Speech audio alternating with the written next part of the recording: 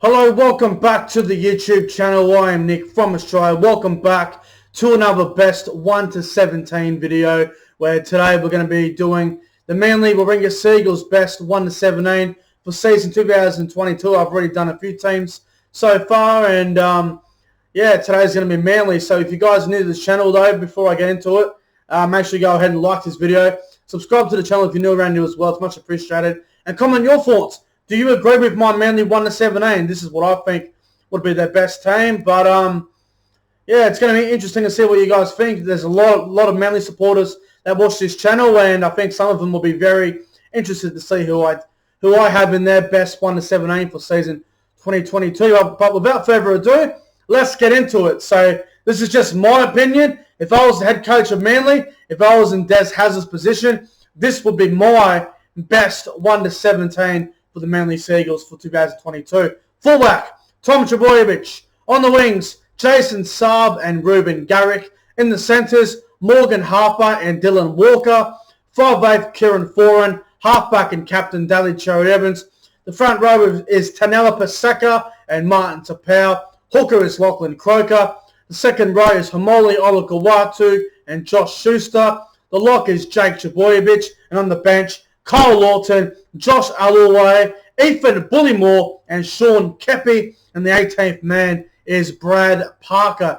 That is my best 1 to 17 for the Manly Warringah Seagulls for season 2022. So I'll go through why now, why I've got players in certain positions, and I think some of these guys picked themselves. Obviously, at fullback, Tommy Turbo, best player in the world, best fullback in the game by far, the reigning Dally M. It's an absolute no-brainer. He's the first bloke picked on your side. So Turbo at fullback is an obvious one. The wingers, Jason Saab and Ruben Garrick, both of these wingers last year were tremendous for Manly. I reckon both of them are very close to playing Origin. I think there's a chance that one of them could play Origin this year for New South Wales. But obviously they're going to be on the wing for Manly. There's no one that's going to push Ruben Garrick and Jason Saab. No one's going to push their positions and drop them for any reason. So Saab and Garrick, a bit like Turbo, obviously a no-brainer there. The centres, Morgan Harper and Dylan Walker. Now, Morgan Harper last year, he had a great year. I thought he was very strong last year, Morgan Harper. Was a bit disappointing in the final series, but I guess that's inexperience, and I guess that's a good learning curve for Morgan Harper to try and get better at. So Morgan Harper, I think he'll be in the centres for the Seagulls, obviously, and I think he'll keep his right centre position, that combination with Cherry-Evans and Olakawatu. Now, the other centre I've gone with is one that's a little bit controversial. Some would go Brad Parker, but I've gone with Dylan Walker. Now, reason being, I don't rate Brad Parker as highly as other people do. I think with Croker playing hooker, Kyle Lawton could be a better 14 as well. I think Manly need to go with a hooker rotation. I think Dylan Walker needs to be in the game for 80 minutes. He's too good of a player to be on the bench. I know he was good last year as that jersey 14, but Dylan Walker, in my opinion, he's too good to be on the bench for too long. He needs to be on the field for 80 minutes. And I think Brad Parker, he's a decent defender, but in attack, he doesn't offer anything in attack. Where with Dylan Walker, if there's an opportunity, he can put in a grubber kick or two on the inside. He has a bit of a kicking game as well. You know, he can kick back on the inside. He makes a line break. When Brad Parker makes a line break, I don't see Brad Parker putting a kick on the inside. I don't see him widening the defensive line. So as good as Brad Parker was last year, well, not good, but decent, I think Dylan Walker would be better off in the side. I think the balance would be a lot better with Walker at centre, especially on that left-hand side with Kieran Foran. He can help out Foran and Schuster as well. So I think Dylan Walker at left centre would be a lot better for the Seagulls in 2022. Now the halves, obviously Kieran Foran and Daly Cherry-Evans. Now Kieran Foran, not sure how many years he's got left in him, but he was incredible last year. Kieran Foran, I thought he had a great year last year. Obviously Foran will be the starting 5 for the Manly Seagulls. And that combination with Daly Cherry-Evans, it's still good, even though Foran is getting older. The combination with Cherry-Evans still looks pretty good in the modern game. Now, the halfback, obviously, Daly Cherry-Evans is the captain of the club, and obviously he is the main man in charge. He is the conductor of the side. What he says goes. I a bit like Turbo, I think Cherry Evans is probably, if not the first or the second guy picked. He's one of the first guys picked in this side. So Cherry Evans in the halves is obviously an obvious one there. The front row, Tanella Paseka and Martin Tapau. Now, I'll start with Tanella Paseka. I thought Paseka last year was extraordinary. Thought he played really well for the Seagulls last year. I'm a big fan of Paseka. I love the way he runs the ball. It's a very different way to some of the other forwards nowadays. I think he's got some good footwork as well. Paseka in the line, I think he's a really good front row and definitely a player to keep a close eye on. So Paseka, I think he needs to be in the starting front row for the Seagulls. And the other front row I've gone with is Martin Tapau. Now, Martin Tapau, obviously, he brings experience. He brings a little bit of leadership as well. Quality player. There's a lot of talk about Josh Alloway starting and Tapau on the bench. Now, that wouldn't be bad, but Tapau, he's experienced. He's a good leader, and he knows how to do the job very well. And from what I understand, he made the most running meters out of all the front rows last year. So Martin Tapau on the front row with Paseka, I think would be a great combination for the Manly Seagulls for 2022. Now the hooker, Lachlan Croker. Not a fan of Lachlan Croker. Not a big fan of Lachlan Croker. I think he does the job well. He's nothing amazing. He doesn't stand out as a quality hooker. He just does the job in there. Manly could obviously go to the market and look for better hookers, but they're going to keep Lachlan Croker there again this year, obviously, with the combination last year. I mean, if it ain't broken, then it doesn't need to be fixed, right? So as long as Turbo is firing at fullback and Cherry Evans is playing well in the halves, I think Croker's position will be safe. So Croker hooker to start the year for Manly. If he plays bad, then maybe Kyle Lawton could put a little bit of pressure on him. But Croker will be the starting hooker for Manly, in my opinion. Now the back row, Hamoli Olakau'atu and Josh Schuster. Olakau'atu last year was outstanding on that right edge. The combination he had with Daly Cherry Evans last year was outstanding.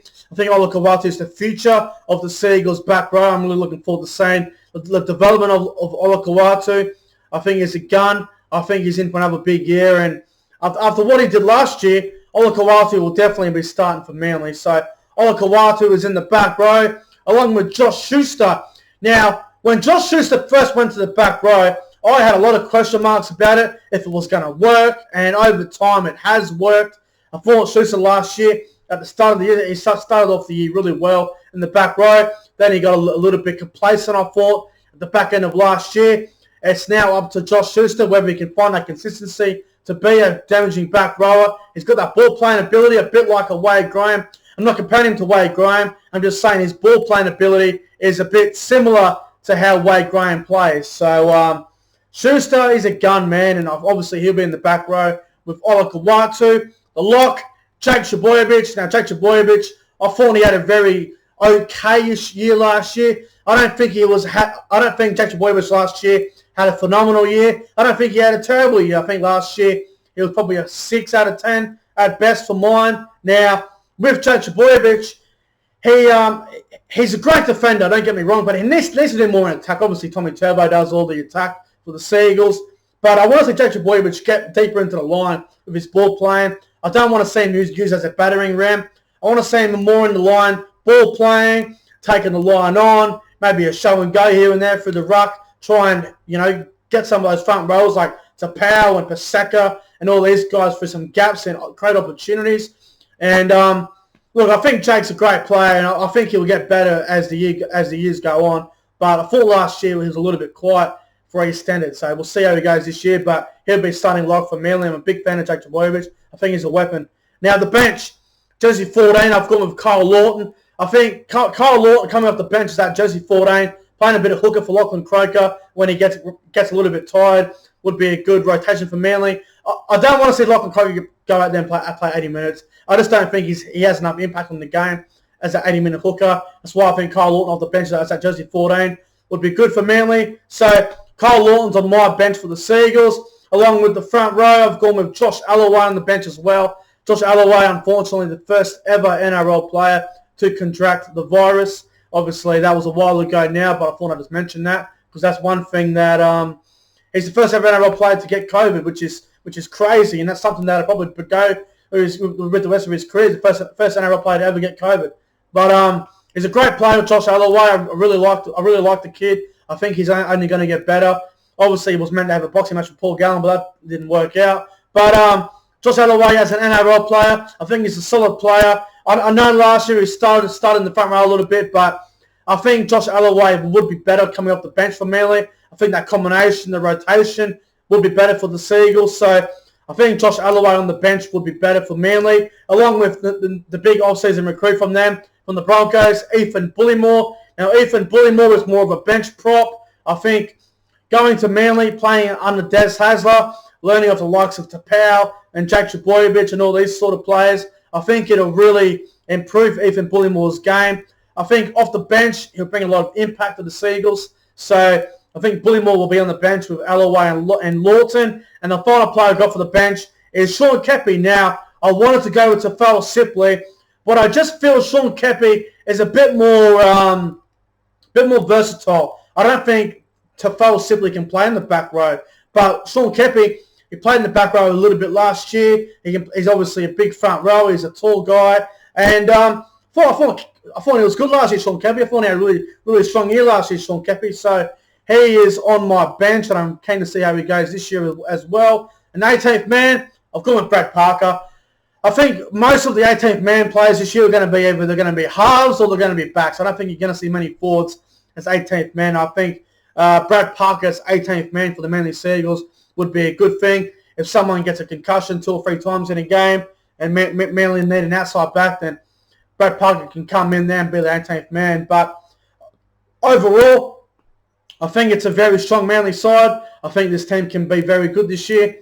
They'll be very competitive again, I believe. I think they'll be up there again this year. I think it's a strong side. But you guys can let me know in the comment section below. Do you agree with my Manly 1-17? Or would you have someone else in a different position? Let me know in the comments below. But guys, thanks for watching. Like, subscribe to the channel. Thanks for watching. See you guys in the next one.